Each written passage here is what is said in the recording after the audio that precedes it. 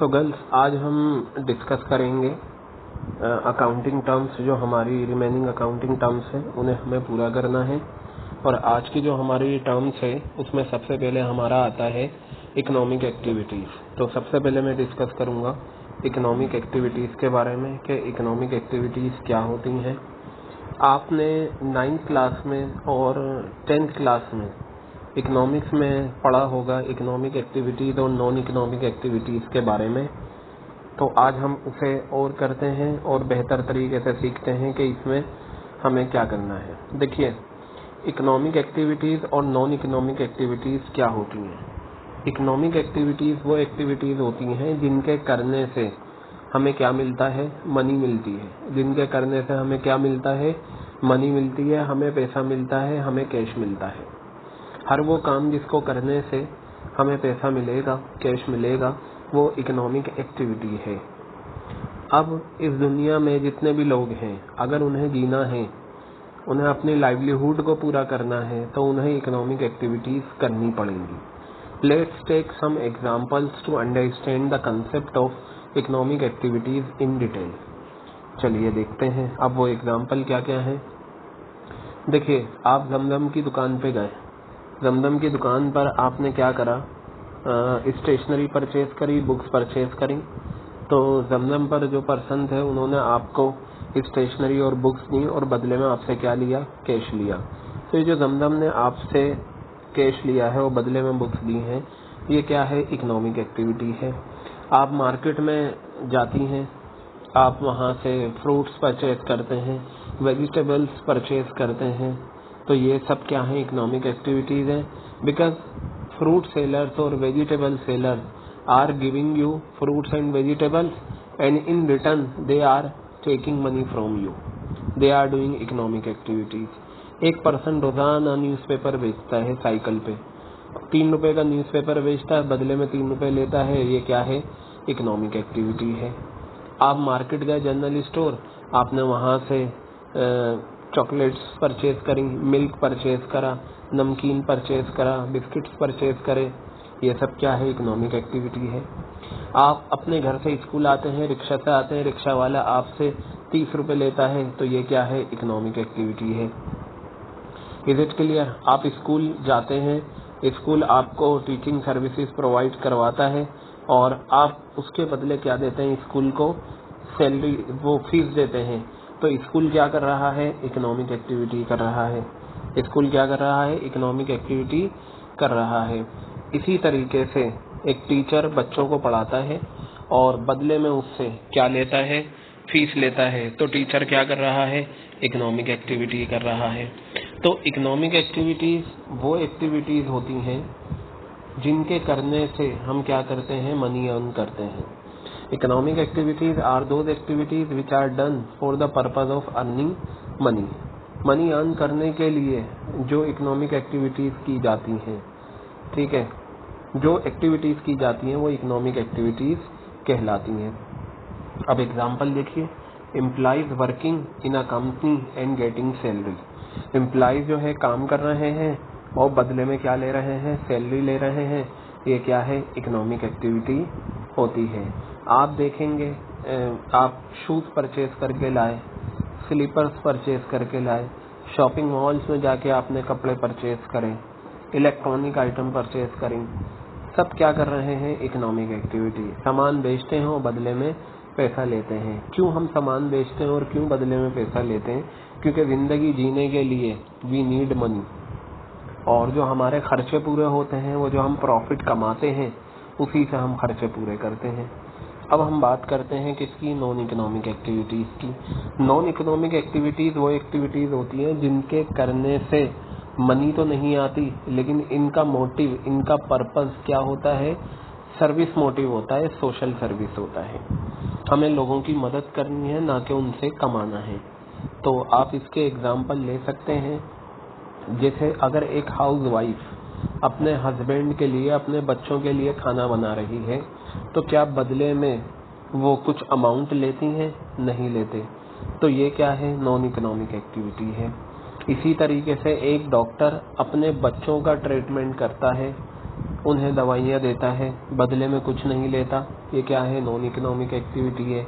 एक टीचर अपने बच्चों को पढ़ा रहा है और बदले में उनसे फीस नहीं ले रहा, ये क्या है? नॉन इकोनॉमिक एक्टिविटी है। दो दोस्तों के बीच में फाइट हो गई, क्या आप इस फाइट को मनी के टर्म्स में मेजर कर सकते हैं? नहीं, तो ये नॉन इकोनॉमिक एक्टिविटी है। इज इट क्लियर और नॉट? तो नॉन इकोनॉमिक एक्टिविटीज वो होती हैं जिनका मकसद सोशल सर्विस होता है। आपने देखा एक ओल्ड एज लेडी है जो रोड के एक कॉर्नर पे खड़ी है, she is facing problem in crossing road. आपने क्या करा? उनका हाथ पकड़ के रोड क्रॉस करा दिया, तो ये क्या है? नॉन इकोनॉमिक एक्टिविटी हो गई। अब चलिए मैं एक एग्जांपल जैसे इसमें दे रखे हैं, cooking by mothers for their families. माँ ने cooking by mother for their families, माँ ने अपनी फैमिलीज के लिए कुकिंग करी। Is it clear? तो ये क्या है? Non economic activity. Rendering service by wife to their husband, एक वाइफ अपनी सर्विसेज देती है, लंच बनाती है, डिनर बनाती है, ब्रेकफास्ट बनाती है एंड मेनी अदर वर्क करती है अपने हस्बैंड के लिए, तो ये क्या है? नॉन इकोनॉमिक एक्टिविटी है। चलिए अब मैं एक ऐसा एग्जांपल लेता हूँ जो एक हैंड पर इकोनॉमिक एक्टिविटी है और दूसरे हैंड पर क्या है? नॉन इकोनॉमिक एक्टिविटी है। जैसे अगर एक टीचर बच्चों को पढ़ा रहा है स्कूल में और उसके बदले उसे सैलरी मिल रही है, तो ये क्या है? इकोनॉमिक एक्टिविटी है। लेकिन अगर वही टीचर अपने बच्चों को पढ़ा रहा है और बदले में वो कुछ नहीं ले रहा, तो ये नॉन इकोनॉमिक एक्टिविटी है।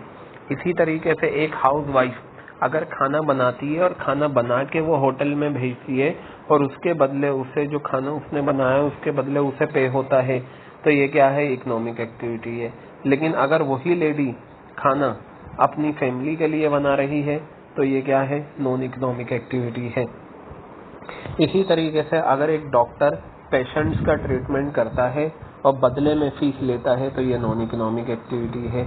और अगर वही डॉक्टर अपने बच्चों का ट्रीटमेंट करे, तो ये क्या है? नॉन इकोनॉमिक एक्टिविटी है। तो इकोनॉमिक एक्टिविटीज और नॉन इकोनॉमिक एक्टिविटीज में जो मेन डिफरेंस आता है दोनों में, वो ये आता है कि इकोनॉमिक एक्टिविटीज जो की जाती हैं उनका मकसद मनी अर्न करना होता है, जबकि नॉन इकोनॉमिक एक्टिविटीज का जो मकसद होता है वो मनी अर्न करना नहीं होता, बल्कि क्या होता है? सोशल सर्विस होता है। अब हम बात करते हैं किसकी? लाइबिलिटीज की। हमारा जो नेक्स्ट टर्म है वो लाइबिलिटीज है, जो हम देखेंगे कि लाइबिलिटीज क्या होती हैं। तो देखिएगा, लाइबिलिटीज पर हम आते हैं। लाइबिलिटीज का जो सिंपल मीनिंग होता है वो होता है जिम्मेदारी। ऐसी कोई जिम्मेदारी, ऐसा कोई सामान या कोई चीज जो हमें वापस करनी हो, जो हमेशा के लिए हमारी ना हो, वो जिम्मेदारी कहलाती है। जैसे फॉर एग्जांपल मैंने किसी से बुक ली पढ़ने के लिए और मैंने ये कहा कि मैं ये बुक 3 दिन के बाद रिटर्न कर दूंगा, तो ये मेरी जिम्मेदारी है कि मैं 3 दिन के बाद उसे क्या करूं? बुक रिटर्न कर दूं। इसी तरीके से मैंने किसी का मोबाइल फोन का चार्जर ले लिया और मैंने कहा कि मैं 1 घंटे के बाद आपको ये मोबाइल फोन का चार्जर रिटर्न कर दूंगा, तो ये क्या है? मेरी जिम्मेदारी हो गई कि मैं मोबाइल फोन का चार्जर रिटर्न कर दूं। जब तक मैं ये रिटर्न नहीं करूंगा तब तक ये मेरी जिम्मेदारी रहेगी। इसी तरीके से मान लीजिए मैंने अपने फ्रेंड से 500 रुपीज उधार लिए और मैंने उससे कहा कि मैं ये 500 रुपीज आपको दे दूंगा कुछ दिनों में। अब मैंने उस 500 रुपए में से 300 रुपए वापस कर दिए, तो अभी भी मेरी जिम्मेदारी कितनी है? 200 रुपए की। फिर मैंने 100 रुपीज रिटर्न कर दिए, तो अभी भी मेरी जिम्मेदारी कितनी है? 100 रुपीज की। देन इफ आई पे 100 रुपीज नेक्स्ट टाइम, तो फिर मेरी जिम्मेदारी क्या हो जाएगी? नील हो जाएगी। मतलब कोई भी सामान या कोई भी चीज जो हमें वापस करनी होती है वो हमारी क्या कहलाती है? जिम्मेदारी कहलाती है। जैसे आप स्कूल में क्या करते हैं? अपनी फ्रेंड्स का रजिस्टर ले जाते हैं और ये कहते हैं काम करके ला दूंगी। वो जो आप रजिस्टर ले गए वो आपकी जिम्मेदारी है कि आप उस रजिस्टर से काम करने के बाद उस रजिस्टर को वापस कर दें। जब तक आप वो रजिस्टर रिटर्न नहीं करेंगे तब तक वो आपकी क्या रहेगी? जिम्मेदारी रहेगी। ये तो हमने जनरल मीनिंग में समझा। बिजनेस में भी कुछ इसी तरीके का मीनिंग होता है। तो देखते हैं जिम्मेदारियां क्या होती हैं। तो लाइबिलिटीज का मीनिंग क्या है? जिम्मेदारी। फाइनेंशियल ऑब्लिगेशन, ऑब्लिगेशन का मतलब होता है जिम्मेदारी, फाइनेंशियल का मतलब in terms of money. Financial obligation यानी कि वो जिम्मेदारियां एक एंटरप्राइज की जो ओनर्स फंड को छोड़कर होती हैं, उन्हें क्या कहा जाता है? लाइबिलिटीज। देखिए यहाँ जो ये पॉइंट आया है ना, ओनर्स फंड, इसका दूसरा नाम होता है कैपिटल। क्या होता है इसका दूसरा नाम? कैपिटल। जो हमने सबसे पहले करा था वो कैपिटल का दूसरा नाम क्या होता है? Owner's fund. तो ओनर्स फंड को हम पहले डिस्कस कर चुके हैं। ये तो लाइबिलिटीज का एक सिंपल सा मीनिंग है, फाइनेंशियल ऑब्लिगेशन, यानी कि जिम्मेदारियां इन टर्म्स ऑफ मनी। अब हम बात करते हैं किसकी? नॉन करंट लाइबिलिटीज की। किसकी बात करते हैं? नॉन करंट लाइबिलिटीज की हम बात करते हैं। तो देखिएगा नॉन करंट लाइबिलिटीज क्या होती हैं। अब यहाँ पर भी आप ये ना समझें कि नॉन करंट लाइबिलिटीज वो होती हैं जो करंट लगाती हैं। इस करंट से आप बिजली वाले करंट को ना समझिएगा। नॉन करंट लाइबिलिटीज का दूसरा नाम होता है लॉन्ग टर्म लाइबिलिटीज। इसे आप बोल सकते हैं long term liabilities. Long term liabilities, आप इसे या तो आप कहें नॉन करंट लाइबिलिटीज या आप कहें लॉन्ग टर्म लाइबिलिटीज। तो लॉन्ग टर्म लाइबिलिटीज क्या होती हैं जरा हम देखते हैं।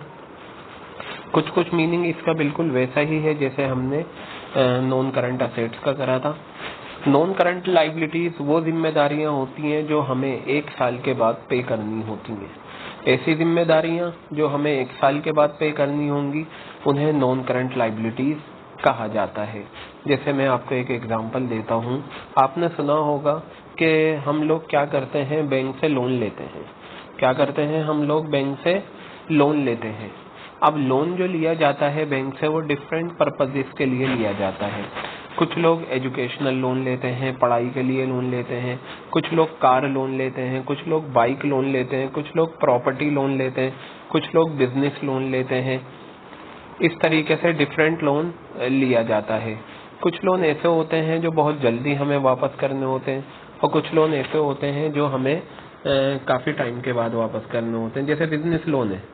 बिजनेस लोन जो है मतलब जल्दी भी वापस किया जाता है और बाद में भी वापस किया जाता है। अब मान लीजिए अगर मैंने हाउस लोन लिया, होम लोन जिसे हम बोलते हैं, होम लोन लिया हमने बैंक से। हमें घर खरीदना था, हमारे पास पैसे नहीं थे। हमारे पास एक ऑप्शन था कि बैंक जाएं और बैंक से बात करें, भाई हमें होम लोन दे दो। बैंक ने हमें होम लोन दे दिया। अब हम वो लोन जो है होम लोन वो कई साल में वापस करेंगे, तो इसे बोलते हैं long term loan. Long term loan देखिए एग्जाम्पल दे रखा है आपको नॉन करंट लाइबिलिटीज का एक long term loan. Long term loan वो लोन होते हैं जो हमें 1 साल के बाद वापस करने होते हैं। अगर मैंने होम लोन के नाम पर मान लीजिए 1 करोड़ रुपए लिया बैंक से और मैं ये 1 करोड़ रुपए क्या करूंगा, बैंक को 20 साल में वापस करूंगा, तो ये मेरा क्या है? लॉन्ग टर्म लोन है। याद रखना जितने भी लोन होते हैं सब पर हमें क्या करना होता है? बैंक को इंटरेस्ट देना होता है। क्या देना होता है? बैंक को इंटरेस्ट देना होता है। तो हमने क्या सीखा नॉन करंट लाइबिलिटीज से कि वो लाइबिलिटीज जो हम पे करते हैं 1 साल के बाद, वो लाइबिलिटीज जो हम पे करते हैं 1 साल के बाद, ऐसी लाइबिलिटीज को नॉन करंट लाइबिलिटीज कहा जाता है। क्या कहा जाता है? ऐसी लाइबिलिटीज को नॉन करंट लाइबिलिटीज कहा जाता है, यानी कि वो लाइबिलिटीज जो हम 1 साल के बाद पे करेंगे। क्लियर हो गई बात? और इसका एग्जाम्पल क्या है? लॉन्ग टर्म लोन है। एक इसका एग्जाम्पल और है डिवेंचर्स। ये डिवेंचर्स हम बाद में डिस्कस करेंगे। हमारा टॉपिक है कि डिवेंचर्स क्या होते हैं, डिटेल में हम वहाँ डिस्कस करेंगे। अभी यहाँ पर आपको इसको याद रखना है कि debentures is an example of non current liabilities. Now come to next liability, current liabilities. अब हम आते हैं किस पर? करंट लाइबिलिटीज पर। तो देखते हैं करंट लाइबिलिटीज क्या होती हैं। करंट लाइबिलिटीज वो लाइबिलिटीज होती हैं which are payable within a year. Current liabilities वो लाइबिलिटीज होती हैं जो 1 साल के अंदर हमें पे करनी होती हैं। हर वो लाइबिलिटी जो हम 1 साल में पे करेंगे वो क्या कहलाती हैं? करंट लाइबिलिटीज कहलाती हैं। देखिए जिम्मेदारियां 2 तरह की होती हैं, एक वो जो 1 साल के बाद पे करें, एक वो जो 1 साल के अंदर पे करें। अगर हम लाइबिलिटीज 1 साल के बाद पे करते हैं तो वो हमारी क्या है? Non current liabilities. और अगर हम जिम्मेदारियां 1 साल के अंदर पे कर दें तो वो हमारी क्या है? करंट लाइबिलिटीज है। तो जरा ध्यान से देखिएगा, एग्जाम्पल देखिए। एग्जाम्पल क्या है? करंट लाइबिलिटीज के क्रेडिटर्स और एक क्या है? Bills payable. क्रेडिटर्स और बिल्स पेबल। तो देखिए क्रेडिटर्स हमने डिस्कस करा था जब हम किसी से सामान खरीदते हैं, जब हम किसी से उधार में सामान खरीदते हैं तो जिस पर्सन से हमने उधार में सामान खरीदा है वो हमारा क्रेडिटर बनता है, लेनदार। उसे हमें क्या करना होता है, अमाउंट वापस करना होता है, इसलिए वो हमारी क्या बन जाती है, करंट लाइबिलिटीज। और करंट लाइबिलिटीज की डेफिनेशन क्या है, हर वो लाइबिलिटी जो 1 साल के अंदर कैश में पे हो जाएगी, हर वो लाइबिलिटी जो 1 साल में हमें कैश में पे हो जाएगी, ऐसी लाइबिलिटीज को क्या कहा जाता है, करंट लाइबिलिटीज कहा जाता है। तो क्रेडिटर्स जो होते हैं हमारे देनदार, वो हमें 1 साल के अंदर कैश दे देते हैं, इस वजह से वो क्या कहलाते हैं, हमारी करंट लाइबिलिटीज कहलाते हैं। अब यहाँ पर देखिए एक वर्ड आया बिल्स पेबल, तो मैं आपको जब वो समझाऊंगा बिल्स रिसीवेबल, उसी के साथ बिल्स पेबल भी समझाऊंगा। और याद रखिएगा क्रेडिटर्स और बिल्स पेबल दोनों को मिलाकर क्या बनता है, ट्रेड पेबल्स। क्या बनता है, क्रेडिटर्स और बिल्स पेबल को मिलाकर क्या बनता है, ट्रेड पेबल्स। अब हम बात करते हैं शॉर्ट टर्म लोन्स की। किसकी बात करते हैं, शॉर्ट टर्म लोन की बात करते हैं। तो देखिएगा शॉर्ट टर्म लोन क्या होता है। शॉर्ट टर्म लोन जैसे मैंने आपको बताया था, अगर हम ऐसा लोन लेते हैं जो हम 1 साल के अंदर पे कर देंगे तो उसे शॉर्ट टर्म लोन कहा जाता है। जैसे आप जानते हैं कुछ बिजनेस ऐसे होते हैं जो सीजनल बिजनेस होते हैं, जैसे सर्दी का मौसम आता है तो वुलन क्लोथ्स जो होते हैं, सर्दी के कपड़े, उनका बिजनेस 3 से 4 महीने रहता है। तो एक बिजनेसमैन ने क्या करा, बैंक से 3 से 4 महीने का बिजनेस लोन ले लिया, जिसे हम बोलेंगे शॉर्ट टर्म लोन। वो क्या करेगा, 4 महीने के अंदर, 1 साल के अंदर वो रिटर्न कर देगा अमाउंट। तो ये क्या कहलाता है, शॉर्ट टर्म लोन कहलाता है। इसी तरीके से एक एग्जांपल होता है आउटस्टैंडिंग एक्सपेंसेस। एक्सपेंस का मतलब खर्चा, आउटस्टैंडिंग। अब जरा ध्यान से सुनिएगा, आउटस्टैंडिंग का मतलब इंग्लिश में अगर हम देखें तो बहुत अच्छा होता है। जैसे हम कहते हैं ना, आउटस्टैंडिंग परफॉर्मेंस, आउटस्टैंडिंग वर्क, बहुत अच्छा काम करा, काबिले तारीफ काम है। लेकिन अकाउंट्स में आउटस्टैंडिंग का मतलब ये नहीं होता। अगर ये आउटस्टैंडिंग वर्ड खर्चे के साथ आता है तो इसका मतलब होता है देना बाकी है। आउटस्टैंडिंग का मतलब क्या होता है, देना बाकी है। तो आउटस्टैंडिंग एक्सपेंसेस का मतलब हो गया खर्चा देना बाकी है। तो अगर कोई खर्चा देना बाकी होता है तो वो हमारा क्या होता है, आउटस्टैंडिंग एक्सपेंस कहलाता है। क्या कहलाता है, वो हमारा आउटस्टैंडिंग एक्सपेंस कहलाता है। तो ये करंट लाइबिलिटीज हमारी क्या है, ये एक एग्जांपल हमारा करंट लाइबिलिटीज का ट्रेड पेबल्स हो गया, जिसमें क्रेडिटर्स भी आते हैं और बिल्स पेबल भी आते हैं। एक एग्जांपल हमारा हो गया शॉर्ट टर्म लोन, और एक एग्जांपल हमारा क्या हो गया, आउटस्टैंडिंग एक्सपेंसेस हो गया। आउटस्टैंडिंग एक्सपेंसेस को मैं आगे और डिटेल में डिस्कस करूंगा, लेकिन अभी याद रखिएगा कि आउटस्टैंडिंग एक्सपेंस क्या है, करंट लाइबिलिटीज के एग्जांपल है। तो अब मैं आपको एक चीज बता दूं, तो हमने क्या सीखा, नॉन करंट लाइबिलिटीज और करंट लाइबिलिटीज के बारे में हमने ये सीखा कि नॉन करंट लाइबिलिटीज वो लाइबिलिटीज होती हैं जो 1 साल के अंदर हमें पे करनी होती हैं। नॉन करंट लाइबिलिटीज वो लाइबिलिटीज होती हैं जो 1 साल के अंदर हमें पे करनी होती हैं, और करंट लाइबिलिटीज वो लाइबिलिटीज होती हैं जो हमें नॉन करंट लाइबिलिटीज वो लाइबिलिटीज होती हैं जो 1 साल के बाद पे करनी होती हैं। नॉन करंट लाइबिलिटीज वो लाइबिलिटीज होती हैं जो 1 साल के बाद पे करनी होती हैं, और करंट लाइबिलिटीज वो लाइबिलिटीज होती हैं जो 1 साल के अंदर हमें पे करनी होती हैं। अब हम आगे की तरफ बढ़ते हैं, और जो हमारी नेक्स्ट टर्म है अब वो है प्रोप्राइटर या ऑनर। ये हम पहले भी डिस्कस कर बताया था कि प्रोप्राइटर कौन होता है, ऑनर कौन होता है, मालिक। देखिए, जो पर्सन बिजनेस स्टार्ट करता है वो प्रोप्राइटर कहलाता है। क्या कहलाता है वो, प्रोप्राइटर। ये रहा, प्रोप्राइटर का दूसरा नाम क्या होता है, ऑनर।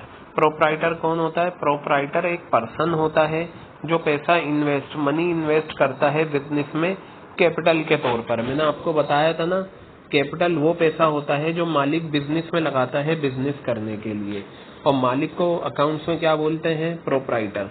तो प्रोप्राइटर वो पर्सन होता है जो बिजनेस में पैसा लगाता है कैपिटल के तौर पर।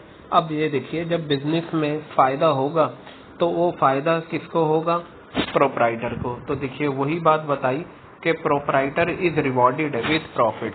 प्रोप्राइटर को जो रिवॉर्ड किया जाता है वो प्रॉफिट के तौर पर रिवॉर्ड किया जाता है। प्रोप्राइटर को जो रिवॉर्ड किया जाता है वो कैसे रिवॉर्ड किया जाता है, प्रॉफिट के तौर पर रिवॉर्ड किया जाता है। अगर प्रॉफिट होगा तो उसे प्रॉफिट मिल जाएगा, नुकसान होगा तो वो नुकसान को बियर करेगा।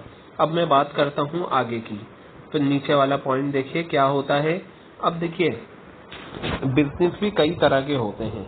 ये अभी हमारा आगे टॉपिक है और मैं इसे डिटेल में डिस्कस करूंगा कि अगर एक अकेला पर्सन बिजनेस कर रहा है, जैसे साहिल नाम का एक पर्सन है, वो अकेला बिजनेस कर रहा है, तो मैं ये कहूँगा कि वो जो बिजनेस कर रहा है वो सोल प्रोप्राइटरशिप बिजनेस है। क्या है वो?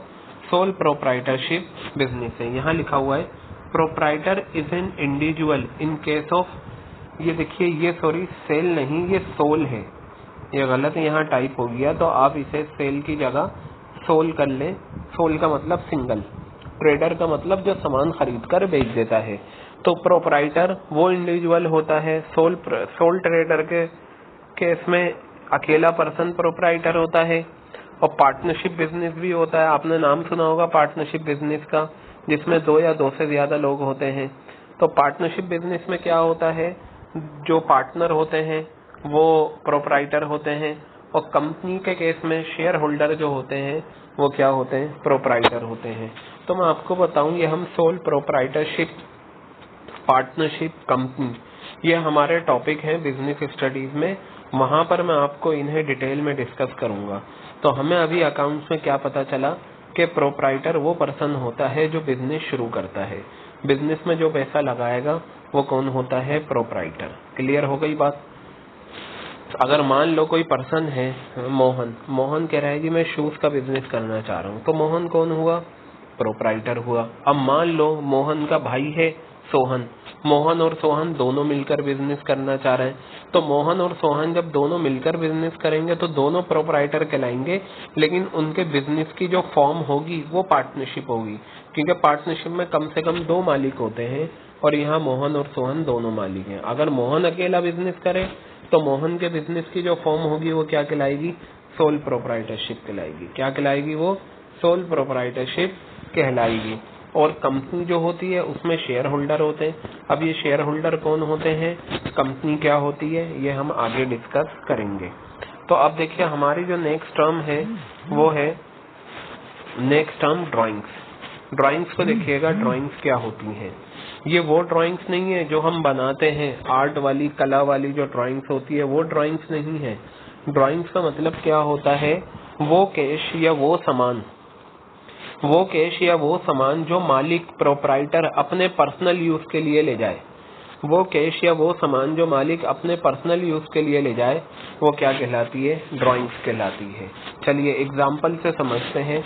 मान लीजिए सलमान नाम का एक शख्स है जो बिजनेस करता है शूज का बल्ली मारान में उसकी दुकान है। तो बताइए शूज सलमान के लिए क्या है? गुड्स है, ठीक है। अब वो बिजनेस की गुड्स है, बिजनेस के लिए वो लाया था, ठीक है।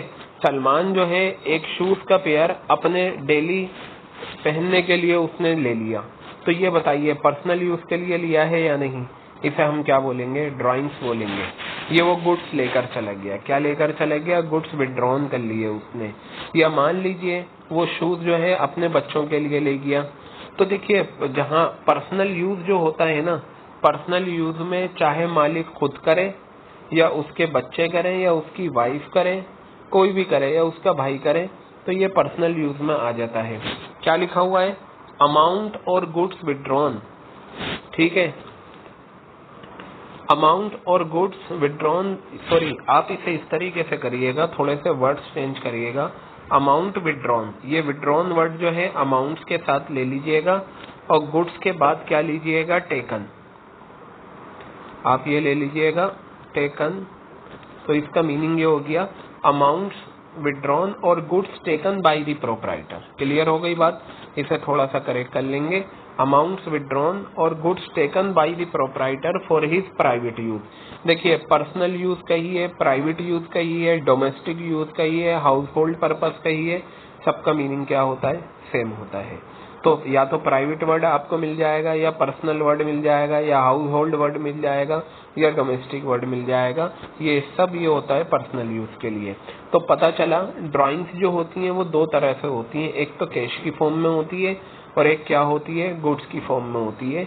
अगर सलमान की शूज की दुकान है और उसने जो बिजनेस में पैसा लगा रखा है, वो पैसा अगर वो अपने पर्सनल यूज के लिए ले जाता है ठीक है, बिजनेस का पैसा है लेकिन वो पर्सनल यूज के लिए ले गया तो वो क्या कहलाएगी, ड्राइंग्स कहलाएगी। या वो बिजनेस का सामान था, अपने यूज के लिए शूज ले गया या बच्चों के लिए ले गया तो वो क्या कहलाएगी, ड्राइंग्स कहलाएगी। तो देखिए नीचे ये दो एरो जो दे रखे हैं ड्राइंग्स के, इसमें एक में तो अमाउंट के बारे में बताया, amount withdrawn by the proprietor for personal use, amount withdraw करा प्रोपराइटर ने पर्सनल यूज के लिए। क्लियर हो गई बात।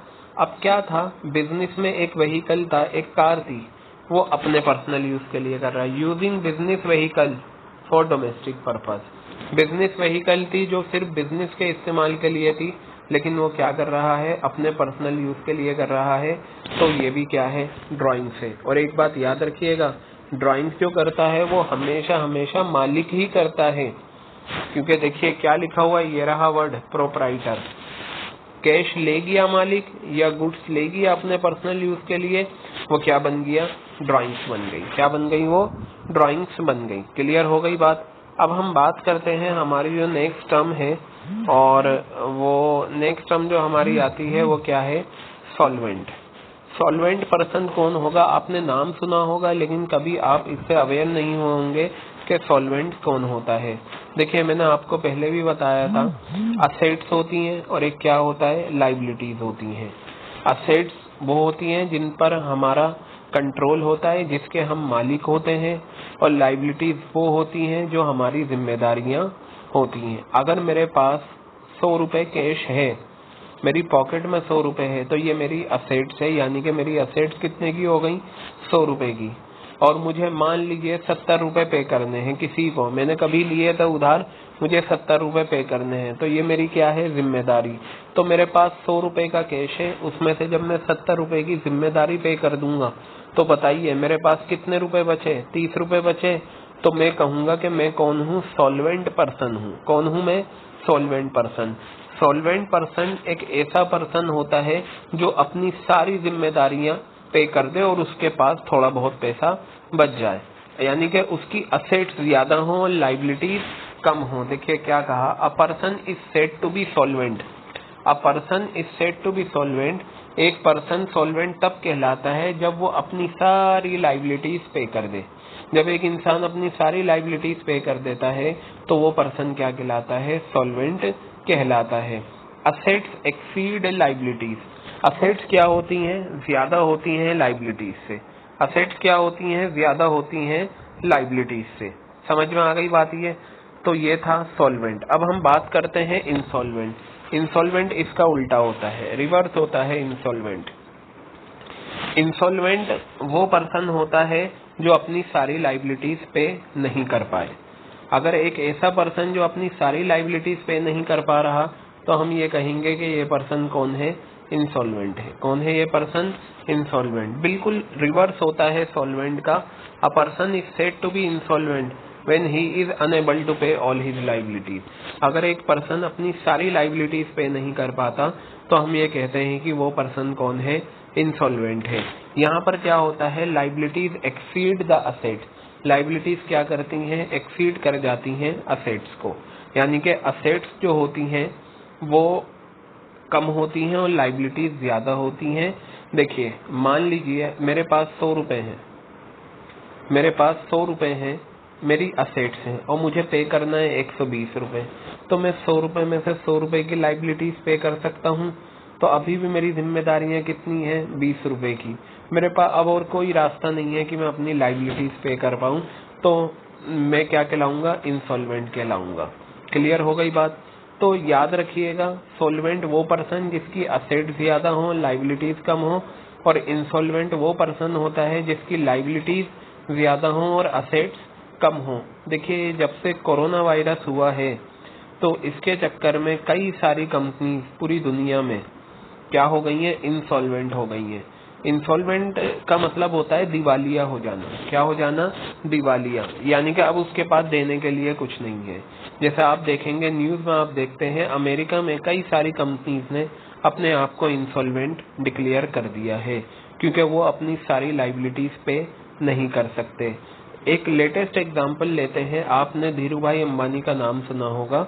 उनके 2 बेटे हैं, मुकेश अंबानी, अनिल अंबानी। मुकेश अंबानी तो हिंदुस्तान के नंबर 1 रिचेस्ट पर्सन है। जो अनिल अंबानी है वो इस वक्त दिवालिया हो चुके हैं, यानी कि इंसॉल्वेंट हो चुके हैं। यानी कि अनिल अंबानी की असेट्स कम है और लाइबिलिटीज ज्यादा है। अब जैसे मैं एक एग्जांपल लेता हूँ, एक पर्सन है सलमान, ठीक है। सलमान की जिम्मेदारियां हैं 1 करोड़ रुपए की, यानी कि सलमान को 1 करोड़ रुपए की अपनी लाइबिलिटीज पे करनी है। सलमान के पास 20 लाख रुपए थे कैश, तो सलमान ने 20 लाख रुपए दे दिए, तो लाइबिलिटीज पे करेंगे। एक चीज याद रखिएगा, लाइबिलिटीज जो पे होती है ना वो हमेशा असेट से पे होती हैं। लाइबिलिटीज जो हमेशा पे होती हैं वो किससे पे होती हैं? असेट से पे होती हैं। तो सलमान की 1 करोड़ की जिम्मेदारियां, सलमान ने 20 लाख रुपए की लाइबिलिटीज पे कर दी। तो अभी भी बताइए सलमान की कितनी लाइबिलिटीज है? 80 लाख की। अब हम क्या करते हैं, सलमान की असेट्स को बेचेंगे, यानी कि उसका अगर कार है, चलो जी कार बेच दी, कार बेचकर 10 लाख रुपए आए, 10 लाख से और लाइबिलिटीज पे कर दी, अभी भी 70 लाख रुपीस की लाइबिलिटीज बची हैं। अब सलमान के पास एक घर था, सलमान का घर बेचा, तो घर बेचकर हमारे पास 50 लाख रुपए आए, हमने 50 लाख की लाइबिलिटीज और पे कर दी, तो अभी भी 20 लाख रुपए की लाइबिलिटीज सलमान की बची हुई है, ठीक है। तो देखा सलमान के पास एक क्या थे, एक बाइक थी, 5 लाख की बाइक बेच दी, तो अभी भी 15 लाख रुपए हमारी लाइबिलिटीज के बचे हुए हैं जो सलमान को पे करना है। अब सलमान ने ये कहा जी मेरे पास कुछ नहीं है, ना घर है, ना बाइक है, ना कार है, मैं तो सड़क पर आ गया, मेरे हाथ में कटोरा है, अब मेरे पास कुछ नहीं है। तो ऐसी सिचुएशन में अब क्या होगा, पूरी प्रॉपर प्रोसीडिंग होती है और उसके थ्रू जाकर सलमान को क्या किया जाएगा, इंसॉल्वेंट डिक्लेयर किया जाएगा। जब सलमान इंसॉल्वेंट डिक्लेयर हो जाएगा तो फिर कोई भी सलमान से पैसा नहीं ले सकता, अब वो दिवालिया हो चुका है, अब उसके पास देने के लिए कुछ नहीं है। Proper government rules and regulation follow होकर जो प्रोसीजर होता है इंसॉल्वेंसी का वो फॉलो होता है, उसके बाद सलमान को क्या किया जाएगा, इंसॉल्वेंट डिक्लेयर किया जाएगा। तो जनरल मीनिंग में भी हम समझ सकते हैं, अगर एक इंसान अपनी सारी जिम्मेदारियां पे ना कर पाए, कोई रास्ता ही नहीं है, कोई ऑप्शन नहीं है, तो फिर हम ये कहते हैं कि उस पर्सन को इंसॉल्वेंट कहा जाता है। तो आप याद रखना, सॉल्वेंट पर्सन वो होता है जो अपनी सारी जिम्मेदारियां पे कर दे, इंसॉल्वेंट पर्सन वो होता है जो अपनी सारी जिम्मेदारियां पे नहीं कर पाए। सॉल्वेंट पर्सन के केस में क्या होता है, असेट्स ज्यादा होती हैं, लाइबिलिटीज कम होती हैं, और इंसॉल्वेंट के केस में क्या होता है, लाइबिलिटीज ज्यादा होती हैं और असेट्स कम होती हैं। तो आई थिंक ये आपके ये पॉइंट क्लियर हो गया। अब हम कुछ टर्म्स और हैं जो हम आगे की तरफ बढ़ेंगे। देखिए यहाँ पर एक पॉइंट आ रहा है, trade receivables and trade payables. Trade receivables, trade payables, ये दोनों पॉइंट में आपके बाद में डिस्कस करूंगा ये सारी टर्म्स, क्योंकि इन्हें डिटेल में समझाना है, मतलब ये सारी टर्म्स कवर करने के बाद मैं उस पर आऊंगा। तो फिलहाल हमारे पास एक टर्म आई है बेड डेट्स। क्या आई है, बेड डेट्स। देखिए इसमें क्या है, D will be silent, sorry B will be silent, bad debts, B will be silent. इसका मतलब क्या होता है, बेड का मतलब होता है बुरा, डेट्स का मतलब होता है देनदार, बुरा देनदार। बेड डेट्स का मतलब होता है बुरा देनदार। देखिए मैं आपको बताऊं, एक कॉन्सेप्ट मैंने आपको बताया था, डेटर्स। डेटर्स वो लोग होते हैं जिन्हें हम उधार में सामान बेचते हैं। डेटर्स वो लोग होते हैं जिन्हें हम उधार में सामान बेचते हैं। एक पर्सन था, उसने बहुत सारा सामान बेचा, कई सारे लोगों को बेचा, उधार में बेचा, तो पता चला उसने 10 लाख रुपए का उधार में सामान बेच दिया। 10 लाख रुपए का उधार में सामान बेच दिया, 5 लोगों को बेचा। 10 लाख रुपए का सामान, 2-2 लाख रुपए का सामान बेचा, तो 5 लोगों को कितने का सामान सेल कर दिया, 10 लाख रुपए का सामान सेल कर दिया।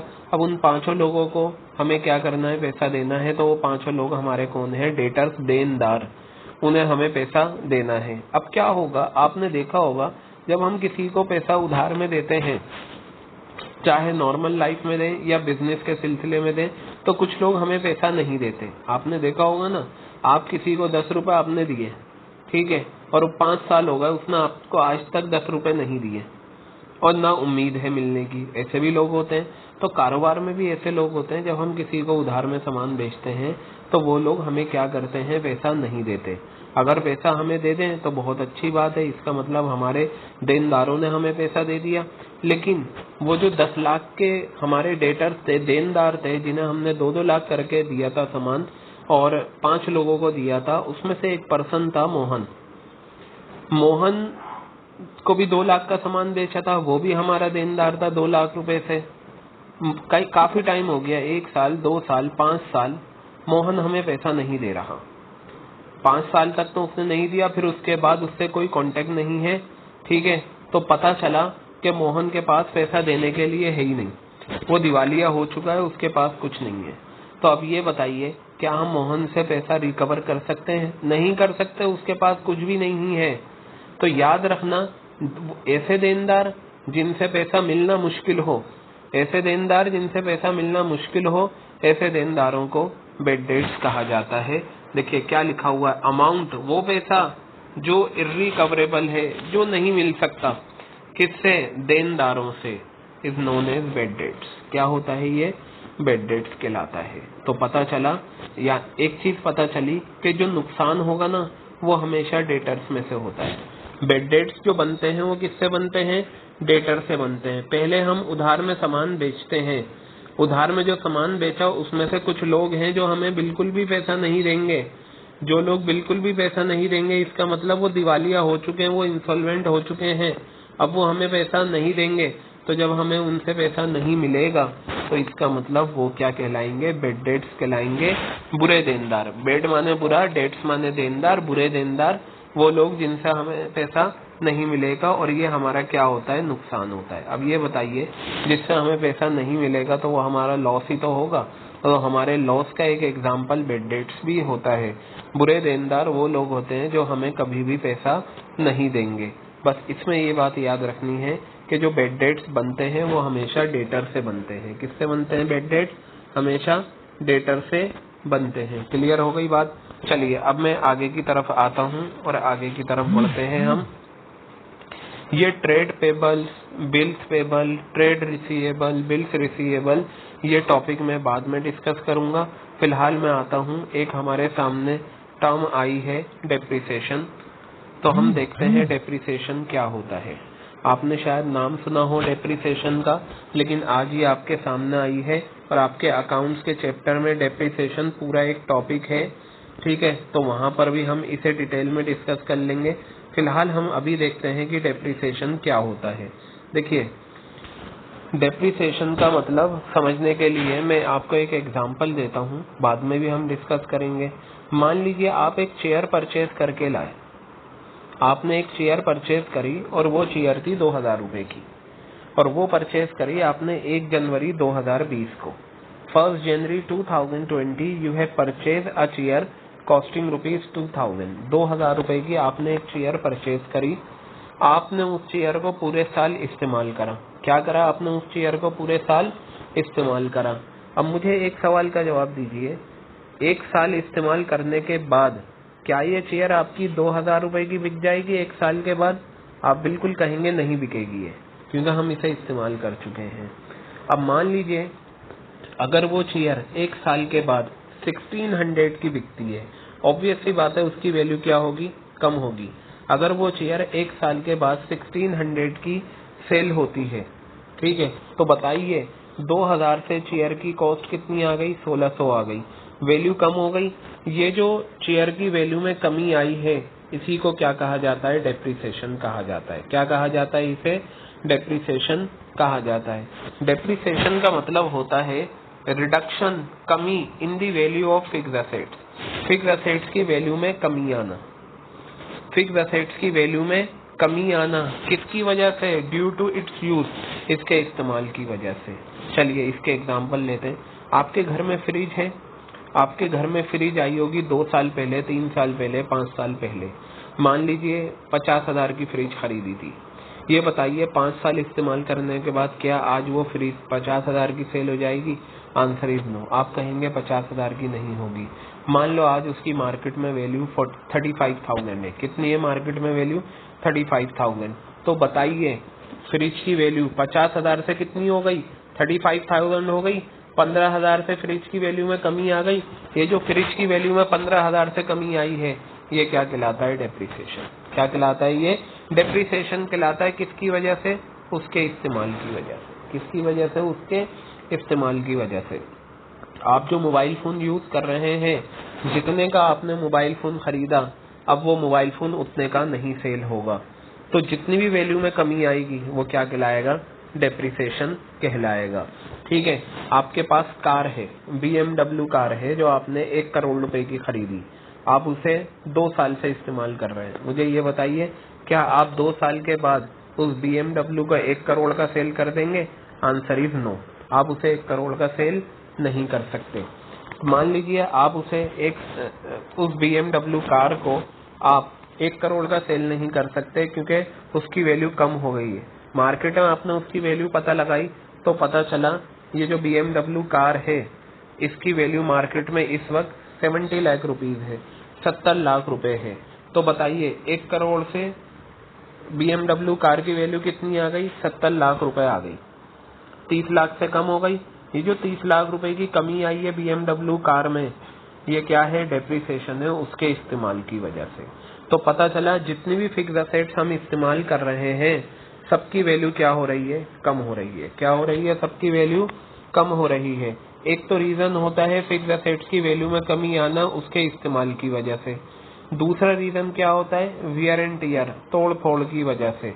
वियर एंड टियर, जैसे फॉर एग्जाम्पल मान लीजिए क्या हुआ, आप लक्ष्मी नगर गए और वहां से आपने एक फर्नीचर परचेज करा।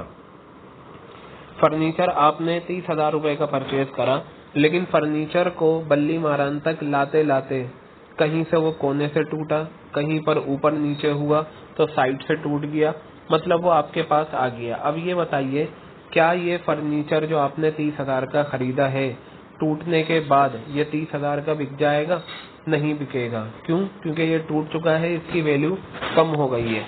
मान लो कम होकर इसकी वैल्यू 25,000 हो गई है। तो ये जो 30,000 से 25,000 इसकी वैल्यू हुई है, इसको हम क्या कहेंगे, डेप्रिसिएशन कहेंगे। किसकी वजह से, वियर एंड टियर, तोड़ फोड़ की वजह से हम कहेंगे कि ये डेप्रिसिएशन है। अब हम लेते हैं पैसेज ऑफ टाइम। क्या लेते हैं हम next example, passage of time का, कि पैसेज ऑफ टाइम क्या होता है। वक्त गुजरने के साथ साथ अगर किसी फिक्स असेट की वैल्यू में कमी आ रही है तो वो भी क्या होता है, डेप्रिसिएशन। जैसे फॉर एग्जांपल मान लीजिए आपने अपने फादर से कहा कि मुझे क्या चाहिए, एक लैपटॉप चाहिए, HP कंपनी का एक लैपटॉप चाहिए, हाई कॉन्फ़िगरेशन वाला। आपके फादर ने आपको 1 लाख रुपए का लैपटॉप लाकर दे दिया। लैपटॉप आपकी क्या है, फिक्स असेट्स है, क्योंकि काफी टाइम के लिए चलता है लैपटॉप। वो लैपटॉप पैकिंग हुआ है और आप उसे इस्तेमाल नहीं कर रहे। ठीक है, आपने मंगा तो लिया लेकिन आपने उसे काम में नहीं लिया। 1 साल गुजर गया, 2 साल गुजर गए। ठीक है, तो अब मुझे ये बताइए, 2 साल गुजरने के बाद, हालांकि लैपटॉप बिल्कुल पैक्ड है, न्यू है, आपने उसे ओपन नहीं करा, क्या वो लैपटॉप 2 साल के बाद 1 लाख का सेल हो जाएगा? Answer is no. वो लैपटॉप 2 साल के बाद 1 लाख का सेल नहीं होगा, उसकी मार्केट वैल्यू कम होगी। मान लो उस लैपटॉप की मार्केट वैल्यू 1 लाख से कितनी हो गई, 40,000 हो गई। कितनी हो गई, 40,000। तो 1 लाख से 40,000 उसकी मार्केट वैल्यू हो गई। तो बताइए 60,000 से वैल्यू में कमी आई। ये जो 60,000 से वैल्यू में कमी आई है, ये क्या कहलाता है, डेप्रिसिएशन कहलाता है। किसकी वजह से, पैसेज ऑफ टाइम, वक्त गुजरने के साथ साथ। तो अगर किसी फिक्स असेट्स की वैल्यू में कमी आती है वक्त गुजरने के साथ साथ, तो उसे हम क्या बोलते हैं, डेप्रिसिएशन बोलते हैं, वक्त गुजरने के साथ साथ। तो डेप्रिसिएशन हमने करा, फिक्स असेट्स की वैल्यू में कमी आना उसके इस्तेमाल की वजह से, तोड़ फोड़ की वजह से, या वक्त गुजरने के साथ साथ। कुछ और पॉइंट है डेप्रिसिएशन के। Depreciation is not accurate. Depreciation का जो अमाउंट होता है वो एक्यूरेट नहीं होता। जैसे फॉर एग्जाम्पल मैं आपको बताता हूँ, एक चेयर है, वो चेयर मैंने परचेज करी 2,000 रुपए की, 1 साल मैंने इस्तेमाल कर लिया। अब ये तो तय है कि उसकी वैल्यू गिरी है। अब उसकी वैल्यू कितनी गिरी है ये हम एक्यूरेटली नहीं बता सकते। मैंने कहा कि 2,000 की मैंने खरीदी थी, आज अगर इसे मार्केट में बेचने जाऊं तो इसकी मार्केट में वैल्यू कितनी है, 1,500। ये मैं कह रहा हूँ कि 1500 है, सामने वाले पर्सन ने कहा नहीं इसकी वैल्यू तो 1000 रुपए है, किसी और पर्सन ने कहा नहीं इसकी वैल्यू तो 700 रुपए है, किसी और पर्सन ने कहा नहीं इसकी वैल्यू 800 रुपए है। तो हर पर्सन के हिसाब से उस शेयर की मार्केट वैल्यू क्या है, कम है। हर पर्सन के हिसाब से उस शेयर की मार्केट वैल्यू क्या है, कम है। तो इस वजह से कहा जाता है डेप्रिसिएशन जो है वो एक्यूरेट नहीं होता, हर पर्सन के हिसाब से उसकी वैल्यू क्या होती है, अलग अलग होती है। तो इसलिए कहा गया डेप्रिसिएशन इज नॉट एक्यूरेट। अब मैं दूसरी बात करता हूँ। Depreciation is charge on fixed assets. हमेशा याद रखना डेप्रिसिएशन जो लगता है वो फिक्स्ड असेट्स पे लगता है, किसी और असेट्स पे नहीं लगता, ना करंट असेट्स पे नहीं लगता, सिर्फ किस पे लगता है, ये आपका फिक्स्ड असेट्स पे लगता है। लेकिन एक फिक्स्ड असेट्स ऐसी है जिस पर डेप्रिसिएशन नहीं लगता, जिसकी वैल्यू कम नहीं होती। याद रखना सारी फिक्स्ड असेट्स की वैल्यू कम होती है सिवाय एक फिक्स्ड असेट्स के, और वो क्या है, जमीन, लैंड। जमीन जो होती है, जमीन पर कभी भी आपका डेप्रिसिएशन नहीं लगता, जमीन की वैल्यू हमेशा क्या होती है, बढ़ती है। बाकी plant, machinery, furniture, computer, laptop, car, bike, इन सब पर क्या लगता है, डेप्रिसिएशन लगता है। क्लियर हो गई बात। अब ये बताइए, चेयर थी 2000 रुपए की, मार्केट में उसकी वैल्यू है 1500 रुपए, 500 रुपए से उसकी वैल्यू में कमी आ गई। तो मुझे ये बताइए ये मेरा फायदा है या नुकसान है। खरीदा मैंने 2000 रुपए का चेयर था, आज उसकी वैल्यू 1500 रुपए रह गई, तो 500 रुपए से कम हो गई। तो ये जो वैल्यू कम हुई है 500 रुपए से, ये मेरा क्या होता है, नुकसान होता है। क्या होता है मेरा, ये नुकसान। तो डेप्रिसिएशन एक तरीके से हमारा क्या है, नुकसान है। इसी को हम कहते हैं डेप्रिसिएशन नॉन कैश एक्सपेंस। ऐसा खर्चा है जो कभी भी कैश में पे नहीं होता। डेप्रिसिएशन क्या है, ऐसा खर्चा है जो कभी भी कैश में पे नहीं होता। ये पॉइंट याद रखिएगा, आगे आएगा कि डेप्रिसिएशन क्या है, तो आप कहेंगे डेप्रिसिएशन नॉन कैश एक्सपेंस है जो कभी भी कैश में पे नहीं होता। और हर वो खर्चा जो कैश में पे ना हो उसे हम क्या बोलते हैं, लॉस। क्या बोलते हैं हम उसे, लॉस बोलते हैं। तो डेप्रिसिएशन हमारा नुकसान है। आपको याद ये रखना है, कोई भी आपसे पूछे कि डेप्रिसिएशन क्या है, एक्सपेंस है या क्या है, तो आप कहेंगे डेप्रिसिएशन हमारा नॉन कैश एक्सपेंस है जो कभी भी कैश में पे नहीं होता, और हर वो खर्चा जो कैश में पे ना हो तो उसे हम क्या बोलते हैं, लॉस बोलते हैं। तो ये था हमारा डेप्रिसिएशन का कॉन्सेप्ट, और ये हम आगे भी डिस्कस करेंगे आगे डिटेल में। अभी आपको बताने के लिए ये समझाया गया है कि डेप्रिसिएशन क्या होता है। अपार्ट फ्रॉम इट हम इसे आगे भी डिस्कस करेंगे। तो अब हम बात करते हैं किसकी, हमारी जो नेक्स्ट टर्म है वो है इन्वेंट्री। जैसे मैंने आपको पहले भी बताया था इन्वेंट्री के बारे में, ये रहा मेरा इन्वेंट्री, या इन्वेंट्री का जो पुराना नाम है वो स्टॉक है, नया नाम इन्वेंट्री है। मैंने आपको बताया था गुड्स को जब हम काउंट करके बताते हैं तो उसी को इन्वेंट्री कहा जाता है। जैसे मान लीजिए एक पर्सन के पास हैंड कार्ट है, ठेला है, और वो उस पर बनाना सेल कर रहा है।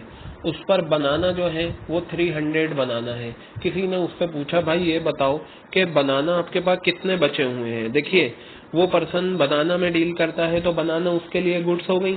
फिर उसने काउंट करके बताए, उसने कहा कि मेरे पास इस वक्त 300 बनाना है, यानी कि 300 बनाना का मेरे पास स्टॉक है। तो इसका मतलब ये हो गया गुड्स को कलेक्टिवली क्या कहा जाता है, स्टॉक कहा जाता है। जैसे बहुत से पूछते हैं ना, बताओ इस मेडिसिन का आपके पास कितना स्टॉक है, तो मेडिसिन एक मेडिकल स्टोर वाले के लिए क्या है, गुड्स है। लेकिन जब वो उन्हें काउंटिंग करके बताएगा तो वो क्या कहलाएंगी, इन्वेंट्री कहलाएंगी। जैसे मान लीजिए एक बुक सेलर है जो अकाउंटेंसी की बुक बेचता है, बहुत सारी किताबें बेचता है, तो उससे बुक्स उसके लिए क्या हो गई, गुड्स हो गई। लेकिन किसी ने उससे पूछा ये बताओ जो बुक्स आप बेच रहे हो आपके पास 11 टीएस ग्रेवाल अकाउंट्स की कितनी बुक रखी हुई है। उसने कहा मेरे पास 50 बुक्स का इन्वेंट्री है अभी टीएस ग्रेवाल की बुक का। तो उसने बुक्स को ही काउंट करके टोटल में क्या बता दिया कि ये इन्वेंट्री है। तो याद रखना इन्वेंट्री जो होता है वो गुड्स ही होती है, लेकिन जब हम उन्हें काउंट करके बताते हैं तो वो इन्वेंट्री होता है। देखिए पहला पॉइंट है goods available for sale on a particular date known as stock. वो गुड्स जो हमारे पास अवेलेबल होती हैं वो क्या कहलाती हैं, स्टॉक कहलाता है। अब स्टॉक जो होता है ना वो 3 तरह का हो सकता है, यानी कि 3 चीजों का स्टॉक हो सकता है। देखिए मैं आपको एक चीज बताऊं, किसी भी प्रोडक्ट की लाइफ में, याद रखिएगा, किसी भी प्रोडक्ट की लाइफ में 3 स्टेजेस आते हैं। किसी भी प्रोडक्ट की लाइफ में 3 स्टेजेस आते हैं। पहले तो वो रॉ मटेरियल होता है, फिर वो कुछ बनता है, कुछ नहीं बनता, उसे हम सेमी फिनिश गुड्स कहते हैं। देखिए किसी भी प्रोडक्ट की लाइफ में जो स्टेजेस आते हैं, पहला होता है रॉ मटेरियल। क्या होता है पहला स्टॉक? Raw material. दूसरा स्टेज उसकी जिंदगी में आता है सेमी फिनिश गुड्स, और तीसरा आता है फिनिश गुड्स।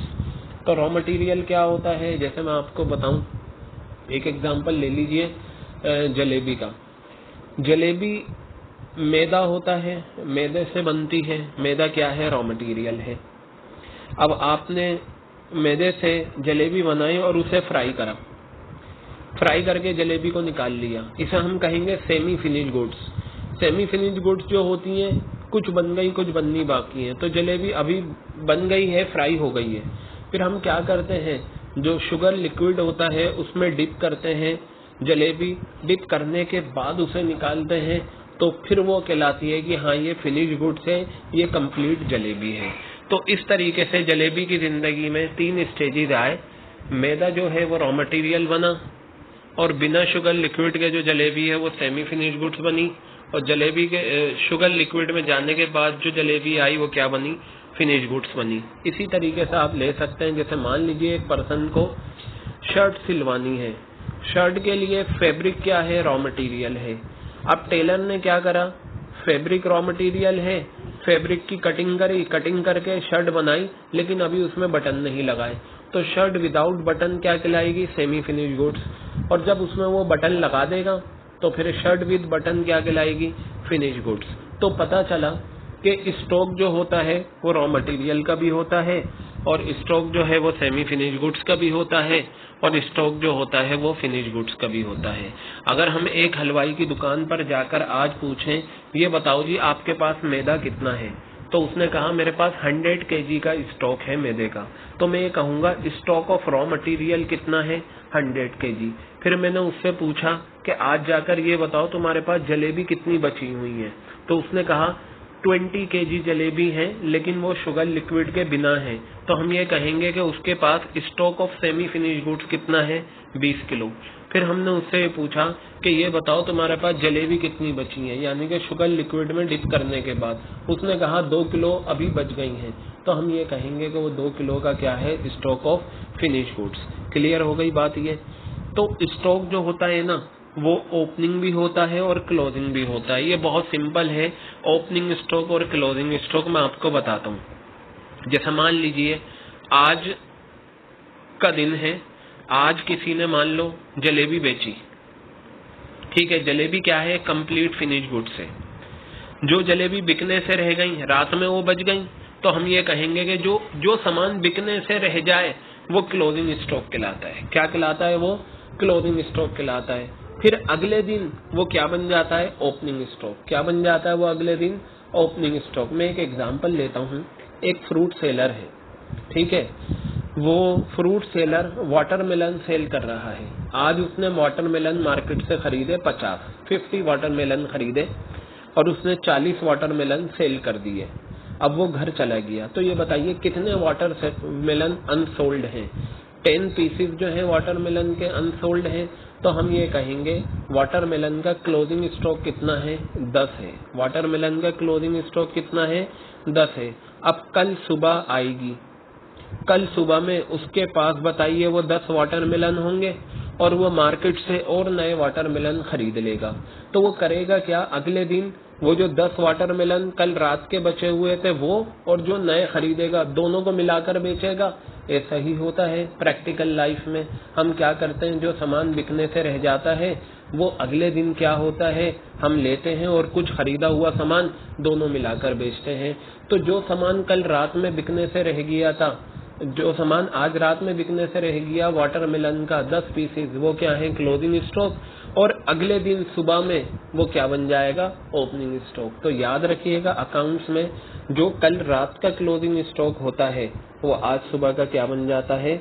Opening stock. जो कल रात का क्लोजिंग स्टॉक होता है वो आज सुबह का क्या बन जाता है? ओपनिंग स्टॉक किसी भी चीज का आप ले सकते हैं।